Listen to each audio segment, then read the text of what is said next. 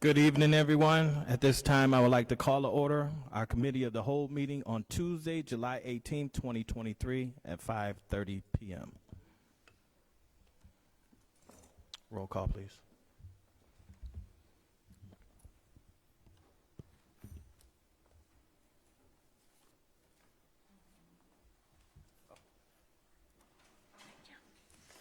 Alder Coe, Alder Jones, Alder Davis, Alder Peffrath. I believe she's attending virtually. Alder Caprillion, Alder Peterson, Alder Horton, Alder West, Here.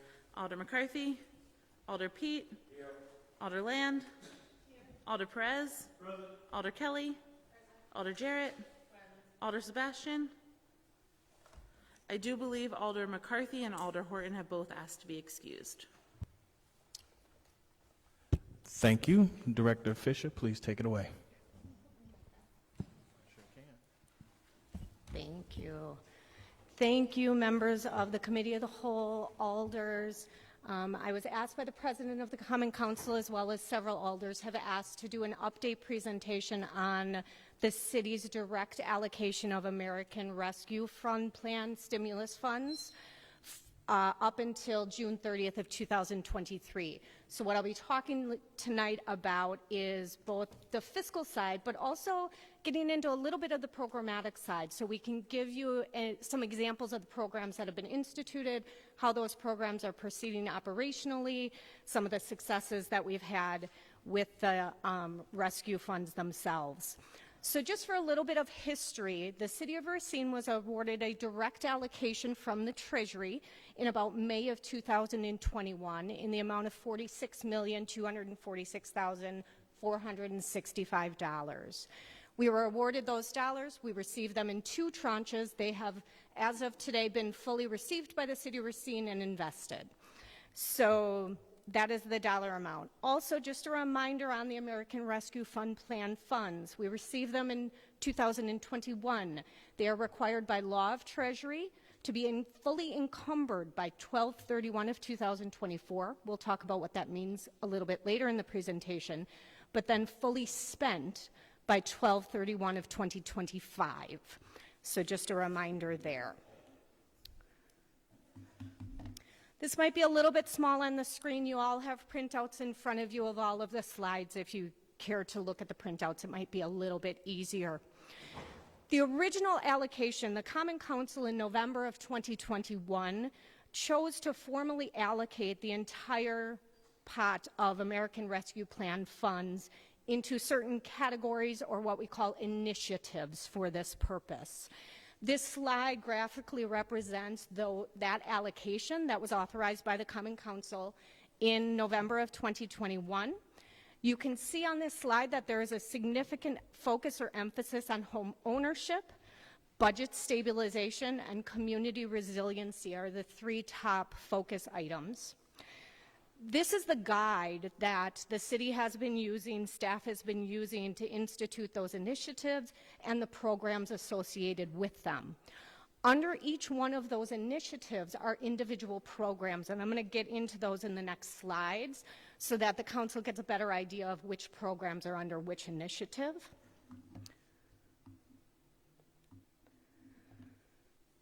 So for home ownership and neighborhood revitalization, we have 3 main categories or programs underneath that initiative. I have 2 of them highlighted here that I'm going to give you a little bit further details on. But first and foremost, home buyer down payment assistance.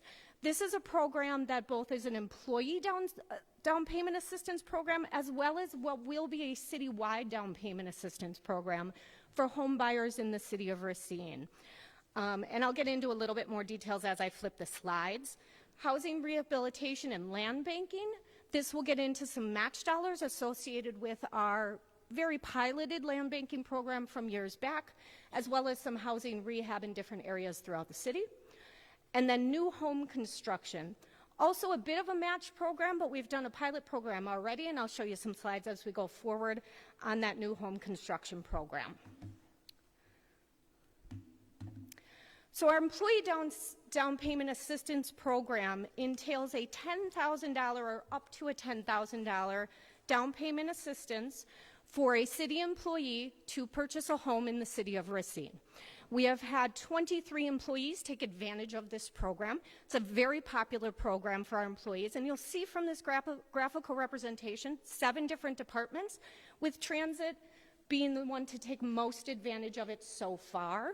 I would say we give out maybe almost about one of these a month right now. It is really a very popular program with the city employees and helps enhance our benefit offerings for recruitment and retention for city employees. Sure.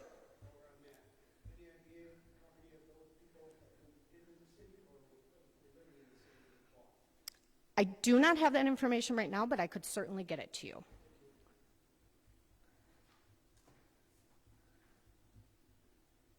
I'm just taking notes.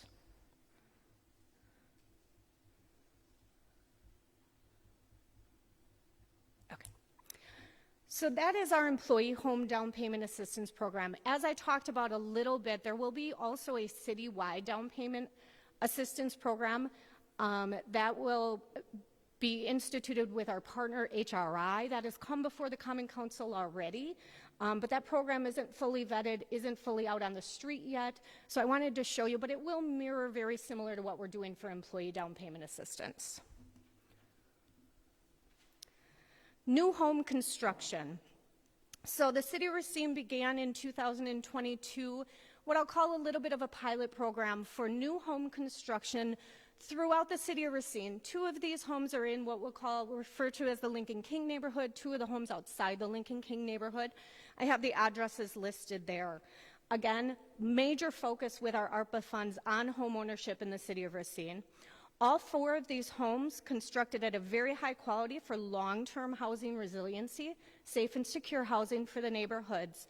All 4 of these are under contract currently with above asking price offers on all 4 of them. Any funds received from the sale of these properties would then be revolved back into the ARPA program to be used for home ownership and new construction going forward. Oh, sorry. One of the next programmatic categories or initiative categories is workforce opportunities. Again, there are 3 pieces to our workforce opportunities initiative under ARPA. We have many partners and internal partners for our workforce opportunities. We have a pre-apprentice scholarship program, which I'll talk about in a minute, a fantastic youth employment program, which is an internal program to the City of Racine, and there's a workforce manager category as well. We have several partners in this program. We have the Grow Racine Initiative website, but we also partner with WRTP Big Step, the YWCA First Choice Pre-Apprentice Program, and then we have our own, like I said, the Youth Employment Program that you'll see here.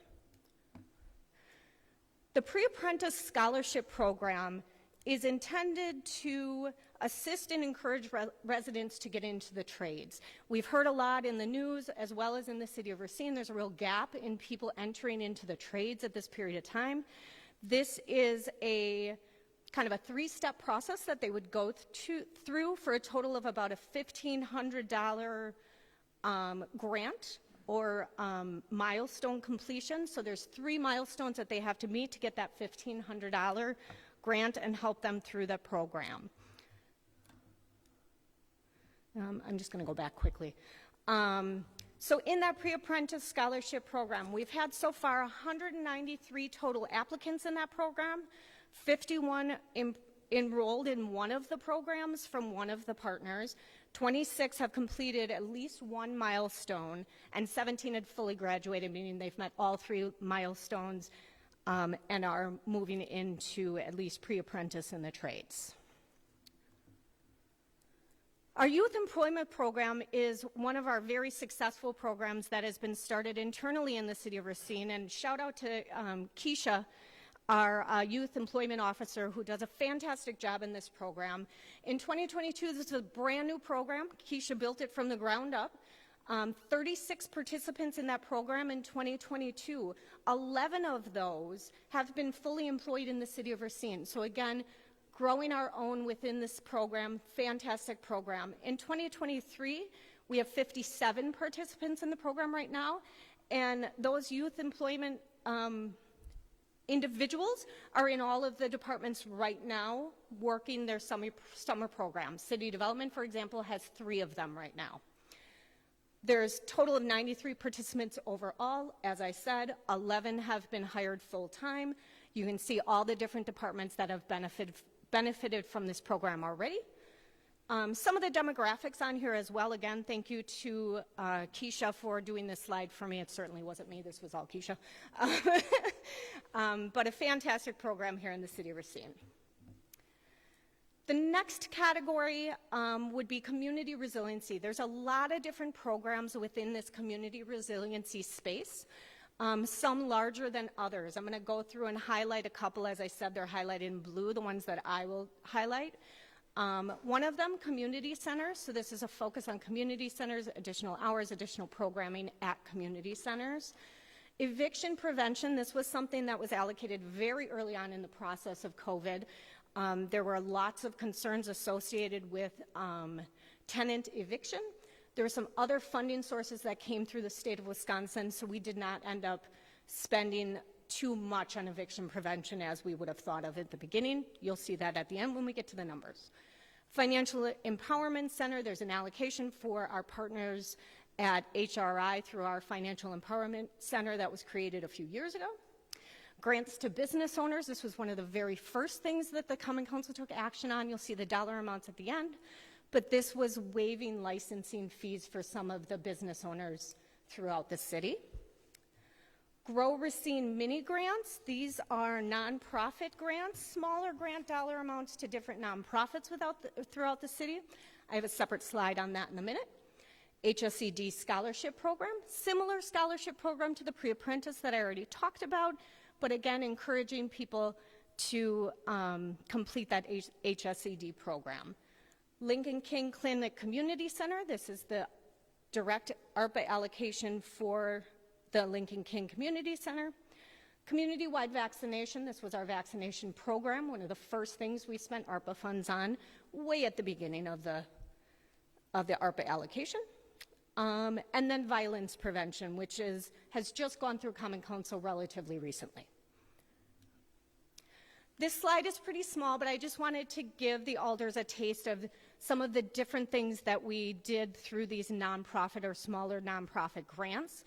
Various programs that were awarded under this grant, various nonprofits. I just grabbed a couple of them for visual effect here, but 29 grants awarded to different nonprofits throughout the city. Typical grant award was $25,000, and these grants covered everything from the arts to health and wellness, community restoration of housing, food insecurities, all different types of programs associated with these small nonprofit grants.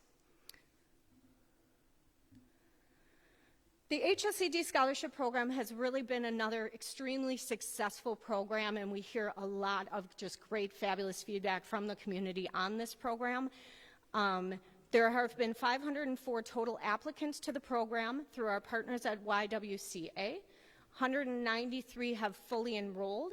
187 received a partial or full scholarship. Again, the full scholarship being a 3-tiered program. Each milestone, they get a certain amount for a total of $1,500.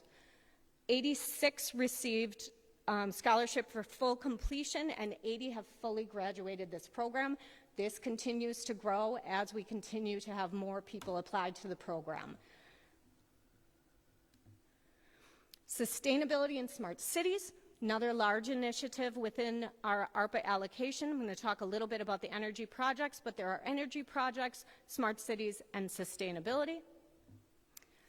One of our larger of the energy projects is actually on the council agenda for this evening, but this we are intending on using our ARPA allocation or a portion of it under the energy projects category to match a federal grant for the solar array down at the garage at Transit. I'm sure we'll talk about it a little bit later on the council agenda, but this is a large project, and again, using this as federal match for another grant that we received from the federal government, continuing our commitment to alternate energy. Compliance and outreach, this isn't always the super fun stuff, although outreach is way more fun. Compliance services, so this was initially intended to outsource some of the compliance associated with ARPA.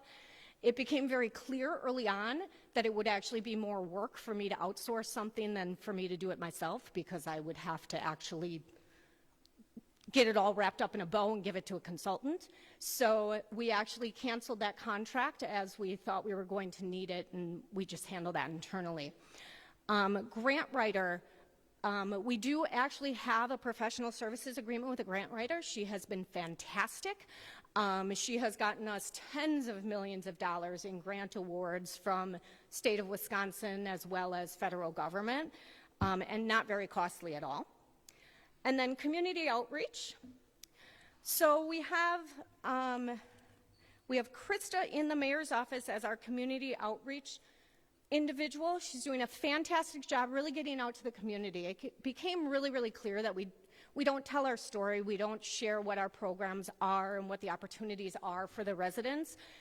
So we've had several bounce back events, as you can see on the slide. We have hired a bilingual outreach specialist in May of 2022.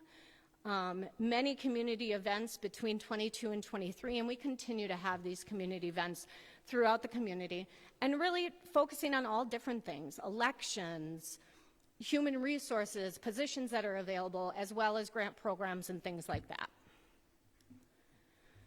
So another category or initiative under public safety, public health. There's two main categories to this, or two main programs to this initiative. One is health department operations.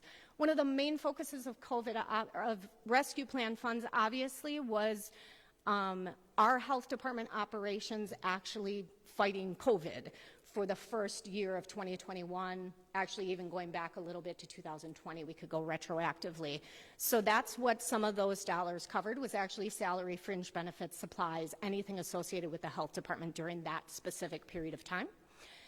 And then a little bit more fun and flashy are the fire department pumpers. So thank you to the fire department for sending me some pictures, because they're actually not here yet. I was hoping to have a cute picture of a fire pumper, but they're still being built. So these are pictures of two fire pumpers that we are buying with American Rescue Plan funds. They are under construction. We actually ordered them in 2021, and we will not receive them until at the best August of 2023. So again, that really gives you a picture of lead times associated with large pieces of custom equipment, buses, fire engines, that type of thing. And then couple of our last two categories, employee recruitment and retention. We all have heard the stories about public employees, how difficult it is to retain, to recruit public employees. We see a lot of it right now that we're grabbing public employees from other agencies. So it was important to the city and to HR that we had some additions to our benefit package to make our city more attractive. One of those is signing bonuses. Those have been through Common Council multiple times for some of those harder to fill positions, or positions that have been vacant for a long period of time. So we have 14 new hires within the city that have received signing bonuses of some sort. We also have a program for student loan debt repayment. This is an extremely popular program for the employees that are using it. We have now rolled that out as part of the union contracts for police and fire, so I expect this to tick up a little bit in terms of usage for the program. But the 20 that are on right now, the 20 employees across all different departments again, are very happy with that program, and again, it's one more tool for retention for employees.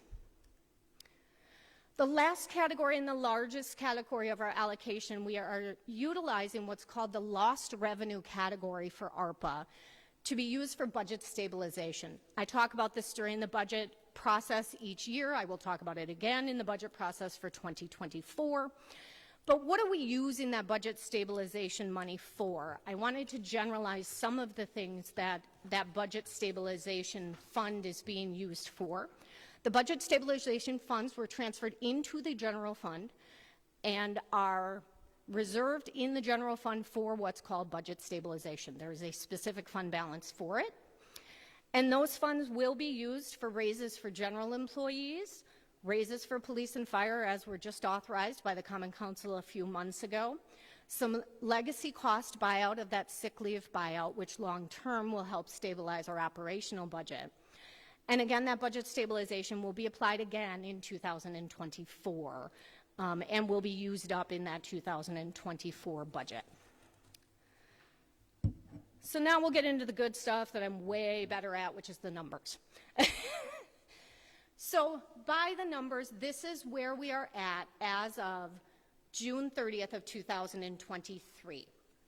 So you will see on the left-hand side the name of the initiative. This is a summary by initiative. I will also get into a more detailed by program. I have also in your handouts, this relates to the first loose handout that you have that looks kind of like this. So if it's easier for you to read there, you certainly could reference that. Okay? So for each initiative here, you'll see the revised allocation. Sometimes these allocations change a bit based on other approvals by the Common Council. So when we did violence prevention, for example, that wasn't an original allocation by the Common Council, so we had to move things from different categories, and that was authorized by the Common Council. Budget stabilization, the revised allocation, $12.2 million. We have technically spent $12.2 million because it has been transferred out of ARPA and into the general fund and is reserved for budget stabilization. Community resiliency, again, a lot of programs underneath that, and we'll get to that in a minute. $13.2, almost $3 million in revised allocation. We've spent 1.9, almost 2 so far.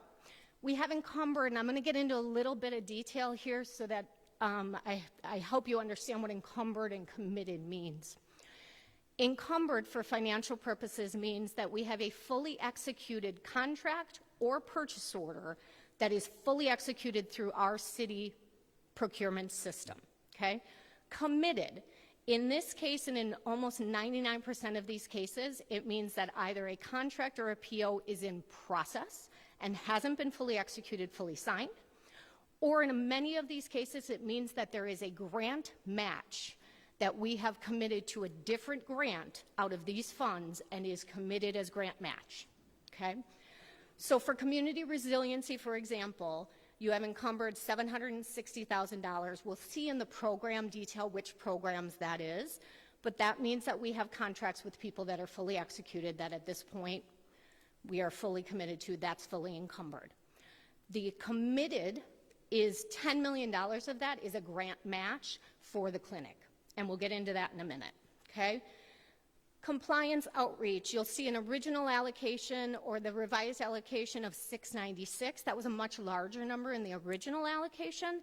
We've spent $213. We have a little bit yet encumbered in that space, and we have a little bit committed in that space available at $264. Employee recruitment retention, $1.3 million of a revised allocation. I believe that one hasn't changed. We've spent 72, so again, that program's a little bit slow to get kicking. Encumbered of 50, which is mostly professional services in that space, and then committed. That committed piece for employee retention recruitment is mostly those employees that are already on the program, and we are committed to doing what we said we were going to do for their student loans or whatever it may be. Home ownership, neighborhood revitalization. Again, you'll see the commitment of $10.6 million here. We've spent $1.75. The majority of that is the construction of those 4 homes that we saw earlier in the presentation.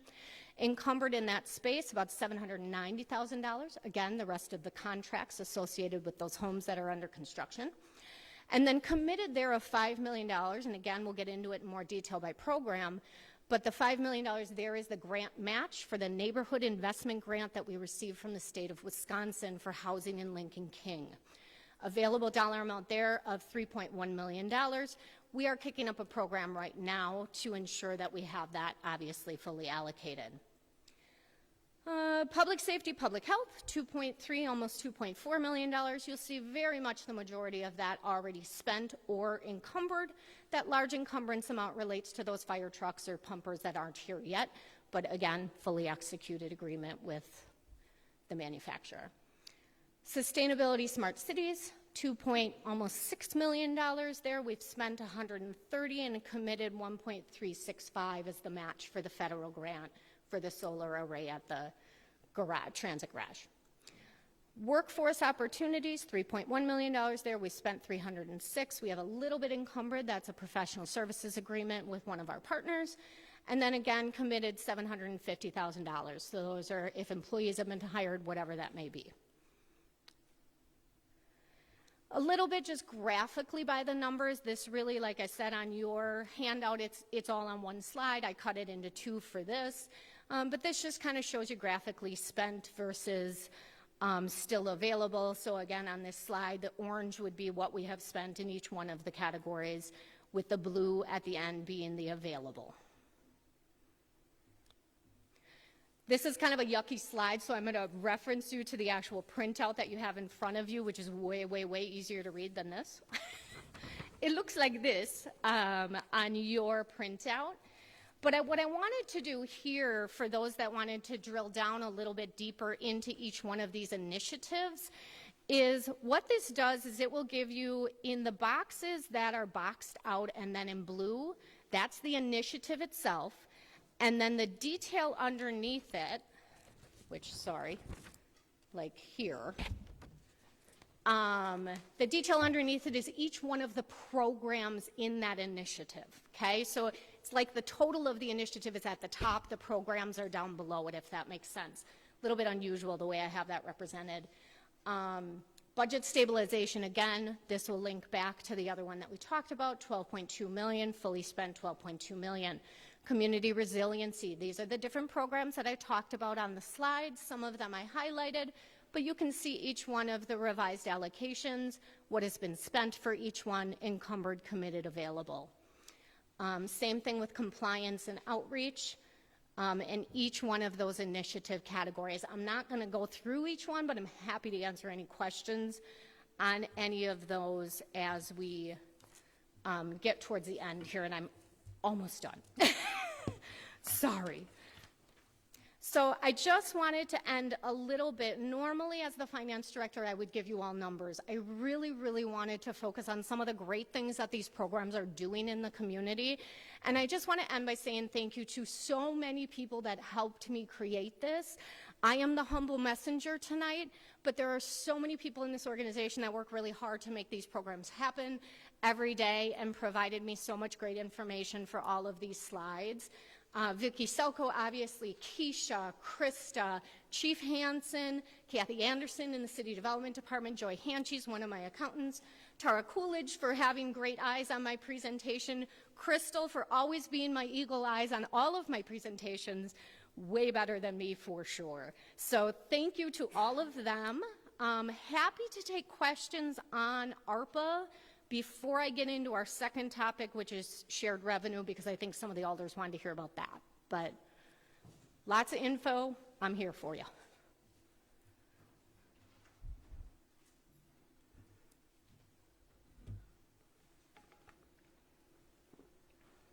Is it good? Thank you. So thank you for this, and I hope we're going to get this emailed because my eyes just don't work that small. So Absolutely. So I gave you the printout tonight. We will follow up with an email. We're going to try to attach it to the legislative item. It's the loud when it's a presentation. really good. So this really gives me a lot to look at and work on. I've gone through and created an Excel since we've received ARPA dollars and how we've allocated, at least got approved from this city council body. And I'm just pulling up one thing here in particular. For example, under your category, sustainability and smart cities, you have roughly 2.5 million, and then you have it broken down into 3 projects. I'm referring to the sheet of paper that's the blue. Yep. But what's interesting is back on November 3rd, 2021, how we've allocated it as a council was as this lump sum, and it's not just broken out smart cities. In there's also included home ownership, workforce opportunities, community resiliency, sustainability. So they're all lumps. So there are in some, for instances, where I've been able to follow you and align with how this body has allocated it, but not in all, for instances. So it's been very challenging, and a couple items that will be coming before the City Council this evening on the agenda.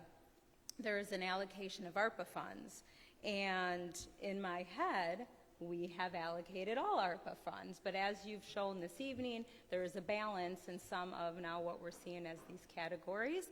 And so maybe for future, because I was going to pull those out, but for the future, if we have items, before one of the items you showed about a solar panel center for transit, it has money coming out of ARPA. If we can see that coming out of that area and showing the balance, so if that makes sense, so that we can understand it better, because right now there is absolutely no way to follow it. If I can't follow it by not only reading our minutes, I'm going back and I'm listening to our meetings. I'm going to the finance committees, those that were actually aired, and then I'm going to our council, and it is just not trackable whatsoever. And if I can't track it, and I'm intentionally looking for it, I can't even imagine what those at home or our constituents, or even any of the alders who maybe didn't have that time to be able to do that. So, I guess from this point, it is what it is at this point, but I'm asking if we can make sure any item that comes before us where there is an allocation of ARPA dollars, that we can see. I don't know in the budget if you have a number attached that we're going to be able to follow it at budget time for each of these categories. If not, maybe just this title, now we know what to reference these categories as, and then we can see how this allocation is coming out, because I feel like this item that came before us in November, it's a pocket of, it's maybe not 20, but I'm going to say 20, maybe exaggerant, but a handful of things that we're okaying. And what does that mean? Maybe $1 goes to Smart City. Maybe, all the allotment goes to sustainability. We just don't know. And as we are supposed to be good stewards and understand the financials, that's one of our main responsibilities as alders, is to oversee not only taxpayer money, but the money that comes in and out of the city. I know you having to work it, this is your job, so you see these numbers day in and day out, so it's something that you've been comfortable with, and it's probably a process that has been comfortable for you to understand. So I'm just asking, please try to simplify as much as possible, categorize it as much as possible, so we can see where it's getting pulled out of. No specific questions per se, but now after I get these numbers, I may, just because of all the information that I have listened to from our past meetings, and maybe I can find out why there is not an alignment. There is one. We had, I think, allocated at the time maybe $500,000 for an individual to oversee our ARPA dollars. What happened to that? So those funds have been reallocated. So that was in the compliance section. So those funds have been reallocated and were reallocated as part of the violence prevention and the mini grant reallocation. So if I may. Please. When the Common Council did the authorization in November of 2021, as I said, they allocated based on the initiatives. And again, if you look at this more detailed sheet, the initiatives are what are boxed in blue, okay? And then with those initiatives, there were narratives as to what that initiative was going to be broken down for. There is a PowerPoint presentation that very specifically details out each one of these initiatives and the programs that were envisioned underneath them. I will say there has never been a document quite as summarized as this, so I will 100% agree with you. If the Common Council likes this layout, again, it depends on how you like to see things versus how I like to see things and what I do every day. This is very summarized as well. There is a whole bunch of detail all behind this as well. But I am happy to present it in any format that the council would like. Thank you for that. Just one statement just to follow up on your answer about the reallocation of that under compliance. Typically, when there's a reallocation of monies that we as a body have approved upon, it comes back before us to state that it's been reallocated. And it did? Yep. And was it clearly stated? Yep. All right, I will look back, but thank you. And let me just reference one thing. When the Common Council allocated these funds, yes, it was an allocation. It is not in the formal budget, just to be clear. So it does not require a formal budget amendment nor a formal passage of a budget amendment to make a reallocation. There's a reason I have it titled reallocation on here. But any one of the programs where we were allocating or requesting the reallocation of funds, we did request it would be reallocated from outreach or reallocated from compliance. And I can certainly give you one example of that off the top of my head. The violence prevention and the mini grants is one that comes to the top of my head. But you are right. There's never been anything quite as succinct as this tabular format. Thank you for that. And then just maybe one other final point. When we have, I have been able to find some documentation that's come before us that has broken down allocations. So those I have seen, but for an example, we never foresaw, of course, under sustainability, like this solar panel project from Transit, right? Mm-hmm. So that comes before us now.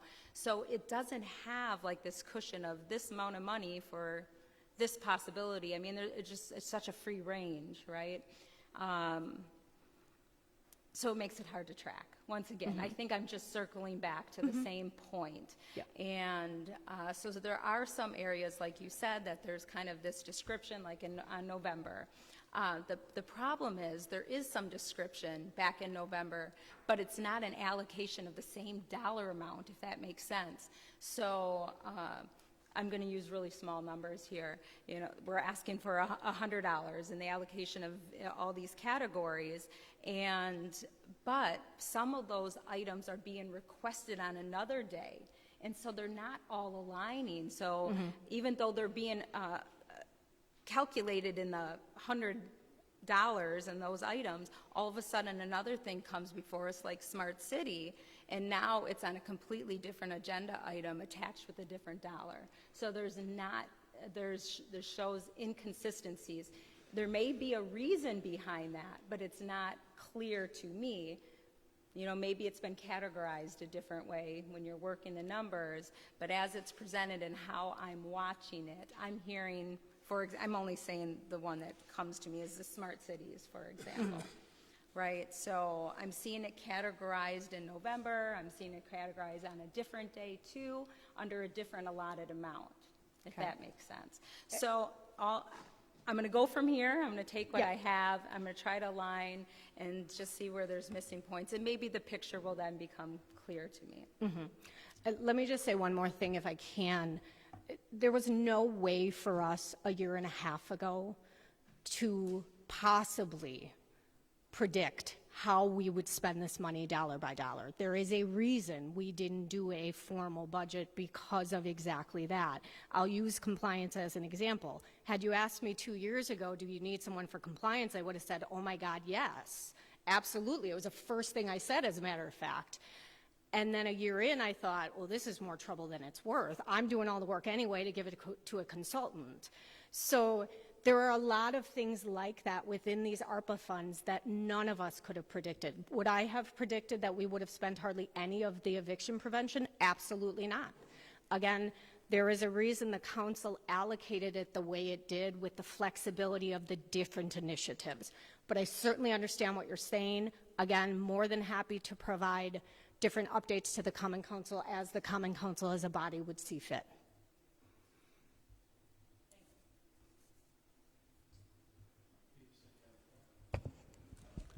Thank you for the presentation.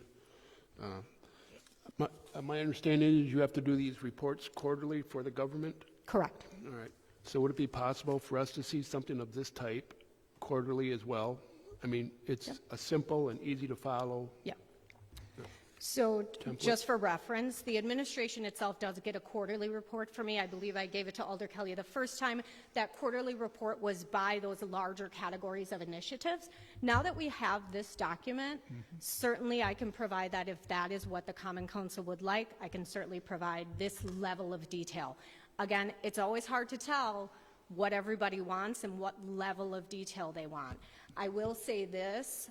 The quarterly reports that are due to the Treasury are not easy to read, nor easy to follow, nor are they going to be easily tied back to this. The Treasury asks for the data in a different way than what I'm presenting it to you here. So I just want to make that clear, as you're not going to be able to tick and tie back. Thank you. Alder Kelly, you have the floor. Thank you for the presentation. That was very informative. Question I have is a two-part question. How much, or you could do a percentage, if you like, of the ARPA is embedded into the operational budget, and what is the plan to sustain that one-time money after, say, 25 or 26? Absolutely. Really, really good question. So at the top of your sheet here, you'll see about $12.2 million is being used for operational sustainability, budget stabilization, if you will. Again, called the lost revenue category of ARPA. So a decent percentage for sure being used for budget stabilization. Over the last 3 years, obviously, as a Common Council, we have been careful to apply that budget stabilization dollars. We'll talk about it again in the 2024 budget and how that is going to be stabilized, and actually it intros into my next topic, which is shared revenue. However, there are some areas where we have been saving funds to set aside, knowing that these funds are going away. Obviously, we know these funds are going away. We know that this is a fortunate area that we have for the last couple of years. Couple of things that we have done as a council that the council has approved. Again, buying out that legacy cost of sick leave buyout. Common Council used to budget in the operational budget up to $500,000 a year just for that sick leave buyout. That was now paid out using ARPA dollars. That will come out of the operational budget, and that's a $500,000 help. So that's one example. Interest earnings that we are earning during this period of time, including the interest earnings on the ARPA dollars, all being rolled into the operational budget. I'm not going to lie, it's still going to be tight. It is going to be tight. We are never going to be in a place where I'm like, everybody spend everything they want. It's going to be tight. We're going to have to be cautious. There are concerns. But, and again, once I get into my next topic, we'll talk a little bit more about that. But most certainly, we are watching it very, very closely. Every single dollar that we possibly have, we're going to need new revenue sources. We're going to need to up our revenues that we already have that maybe we're not collecting right now. Lots of different things that we're going to have to do. Thank you. Alder Perez, you have the floor. Thank you, sir. This appears to be a very informative document, even though you've explained some of the details which would be available through the video. Can we make this, publish it on a link or something for the community so they have access to it? Absolutely. So we will be attaching it to the minutes so that it is available on Legistar for the public, absolutely. Obviously, I can email the alders if you so choose, if you want the electronic copy as well, but it will be attached somewhere in Legistar. City Clerk promised me she would do that. Thank you. All right. Thank you, Director Fisher, for your hard work with this presentation. Yep. I just got one other little bit that was requested of me, so since I am here tonight, we will answer this question too, if you don't mind. Please proceed. Wonderful. So there's been some questions coming in, and the council president had asked me just to do a little 5-minute blurb on the state of Wisconsin budget and the impact to shared revenue and that impact to the city of Racine. Okay? So Act 12 and 19 being the final budget act, was passed just a month or so ago by the state of Wisconsin. Within that budget for the state of Wisconsin, the majority, all of the municipalities, got an increase in their shared revenue. So for 2024, for our budget year 2024, the city of Racine will be receiving additional dollars in shared revenue. Those are dollars to be used for operations. So this is a very good thing. We worked really hard with the state of Wisconsin relating to shared revenue. We rely extremely heavily on shared revenue, and I'll get into that in the next slide. But for 2024, the city of Racine will receive an additional amount. And for 2024, and then for 2025, we will also get a little bit of what I'll call a CPI increase, which is something we have not seen for many years. This is a graphical representation, again, a little bit tiny on the screen, but I wanted to show you a couple of things. So all of the different types of governments within the state, towns, villages, cities, counties, received additional shared revenue under the budget plan itself. You'll see those percentages of the different allocations to the different types of communities, with towns, villages, and counties really getting large increases for sure. You'll see at the bottom of the page the city of Racine with a big red arrow next to it. So the city of Racine, for just shared revenue, received in 2023 $24.999272 in shared revenue. For 2024, we will be receiving an additional almost $5 million. That is a good thing for the city of Racine, obviously helps substantially in our operations.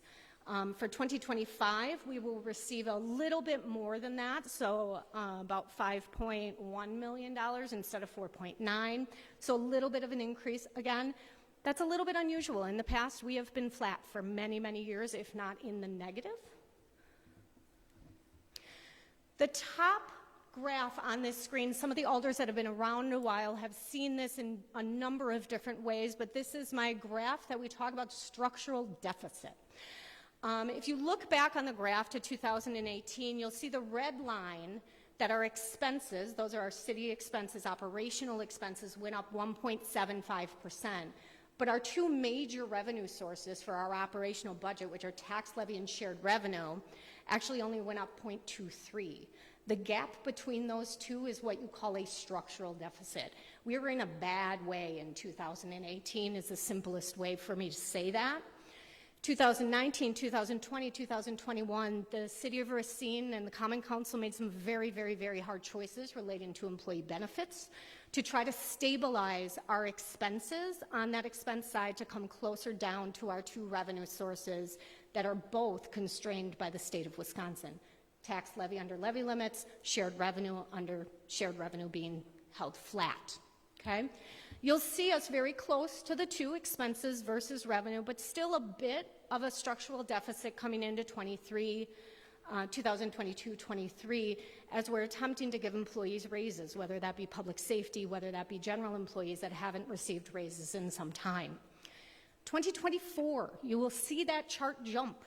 Our expenses are going to go way up in 2024, mostly because of the contract settlement for police and fire, but also for general employees. But on the other side of that, our revenues will jump because we're getting an additional $5 million of shared revenue. I have a nice little sign here of caution. It could be a stop sign, it could be anything, but just a little bit of caution here. That $5 million is not like, woohoo, we're rich. In the majority of cases, that money is already committed to either union contracts, wages, benefits, whatever that may be, police wages, fire wages, general wages, healthcare cost increases, energy cost increases, supply chain increases across the board. Does it help? It absolutely helps. I don't want to say that it doesn't. I just have to reiterate, as my Debbie Downer, as I always am, we still have to be very, very careful when we're doing our budgeting and very realistic in how we're doing our budgeting. That is all that I had for shared revenue. Questions on shared revenue? Obviously, we will dig deeper into that when we get into the budget.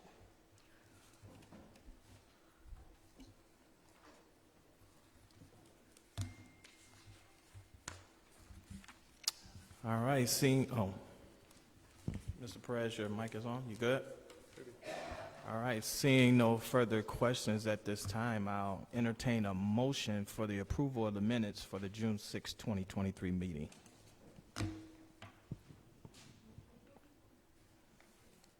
All right, properly moved in second. All those in favor, please state by saying aye. Any opposed? Minutes carry. And the last action for this evening is to receive and file. Okay. All right, this meeting is adjourned. Thank you.